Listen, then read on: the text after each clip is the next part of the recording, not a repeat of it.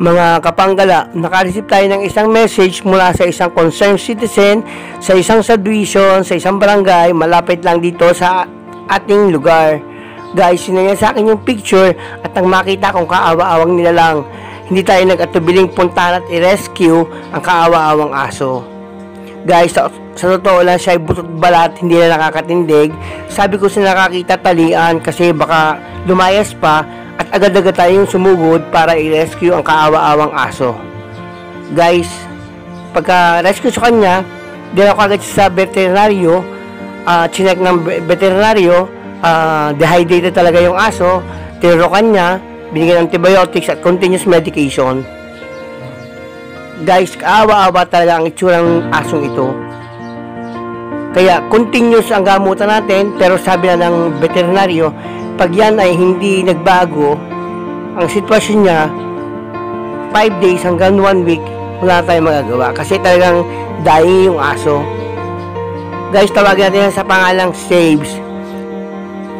At napag-alaman din natin na si Save ay medyo malabo na yung mata dahil siguro sa according sa veterinaryo, siguro mga 1 buwan na siyang pag-alagala, hindi kumakain, walang nutrient, kaya yung mata niya medyo lumabo na. Sana masave pa natin yung mata ni Saves. Continuous medication tayo, pagtsagaan talaga natin yung aso hanggang sa siya ay mag-transform. Sana humaling. At tunghayin ninyo ang kwento na ni Save, ang ating kaawa-awang aso. Sana magustuhan nyo yung kwento ko.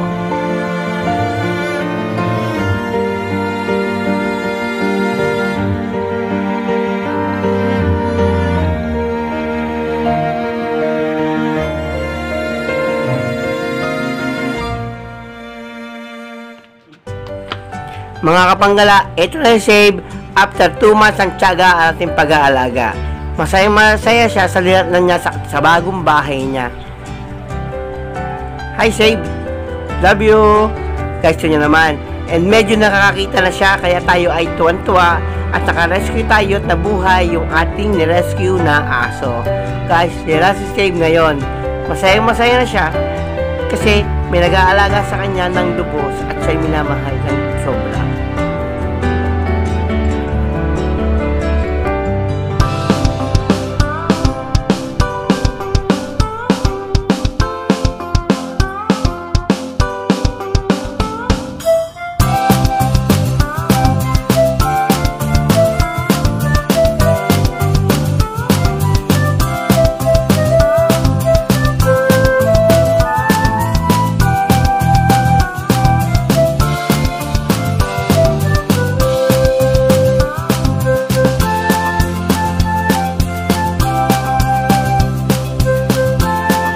Yan ang mga kalaro niya, nag-aalaga sa kanya.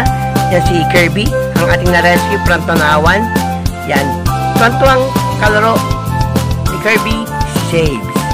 At ang ating ibang mga alaga dito sa bahay.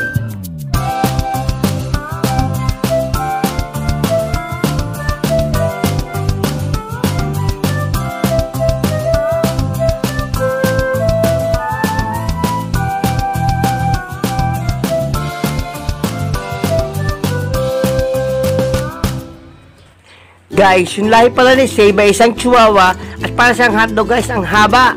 Hindi natin nakalain na ganito pala magiging itsura ng asong ito. Hindi katulad ng ating nirescue. Guys, ang saya-saya ni Save sa kanyang bagong tahanan at syempre, masaya din tayo nakapag-rescue, nakapagbuhay tayo ng isang aso na hindi natin nakalain na ganito pala kaganda.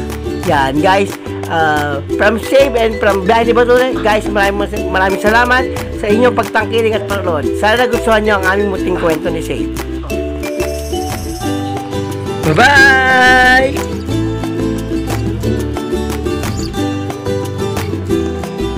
Ah!